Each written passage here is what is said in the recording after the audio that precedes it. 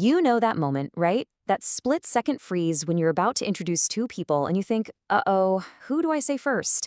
We've all been there. Well, today, we're going to dive deep into that exact question using some amazing insights from professional global etiquette expert Adrienne Barker, MAS, to finally get to the bottom of the great introduction debate. So this is the big one. Picture this. Your brand new colleague is on your left and the company CEO is on your right. They're both looking at you, waiting. Who gets named first? The pressure is real. But don't sweat it, because the answer actually opens up this really fascinating look at two totally different ways we approach connecting with people. Okay, so let's break this down. This whole thing really comes down to two main camps. In one corner, you've got team protocol. They believe that following the rules is the best way to show respect. And in the other corner, you have team natural flow, who are all about making a real, genuine connection no matter what. So let's start with team protocol. And look, this isn't just about being stuffy or old-fashioned. The whole idea here is that having clear rules actually makes everything smoother. It takes all the guesswork out of the equation, so you can just act confidently and respectfully. The core idea for team protocol is super simple. You introduce the person with less authority to the person with more authority. That means you say the more important person's name first. It's not about one person being better, it's just about acknowledging and respecting their role or their experience. So in that moment with the CEO and the intern, you'd turn to the CEO and say, "Mr. CEO, I'd like you to meet our new intern, Sarah." See? It's like a script. It's clean, it's simple, and it's designed to make you look polished and in control every single time without having to improvise. You can almost think of protocol as like a social insurance policy. If you follow the rules that everyone understands, your chances of accidentally offending someone drop to pretty much zero. And that is a huge deal, especially when the stakes are high. All right, but what about the other side of the coin? Team Natural Flow looks at all these rules and thinks they can feel a little, well, rigid and outdated. For them, the whole point of an introduction isn't about being correct. It's about actually connecting people.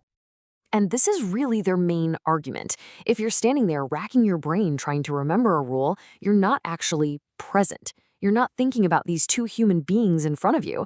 Your focus is on getting it right, not on sparking a real conversation. From this perspective, the rules themselves can actually cause the awkwardness they're supposed to prevent. They can make people feel like they're being ranked, they give you anxiety about messing up, and they can build this wall of formality right when you want to be building a bridge. A warm, genuine introduction, even if it's technically wrong, is just going to be way more effective. And you know where this debate really comes to life?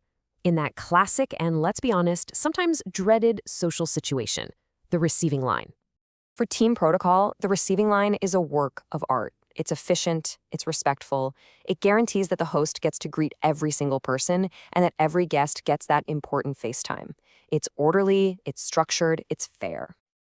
But Team Natural Flow, oh boy, they see it very differently. To them, it's like an assembly line of forced, awkward 30-second chats.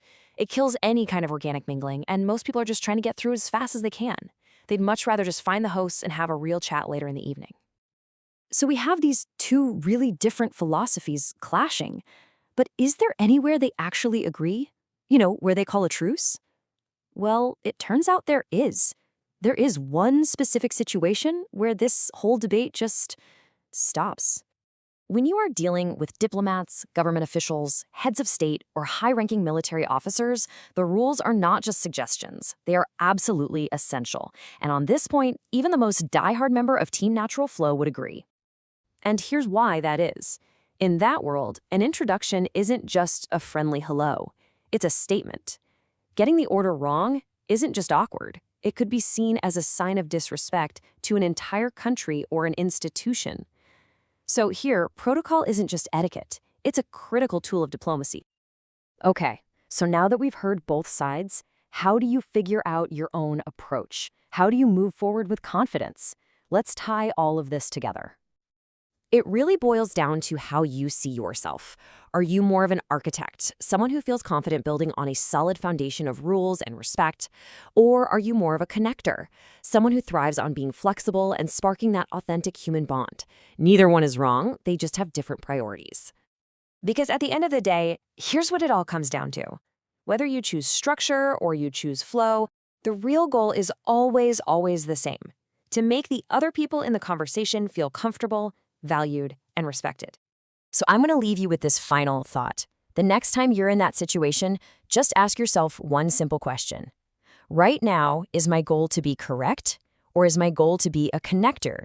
Your answer will tell you exactly what you need to do.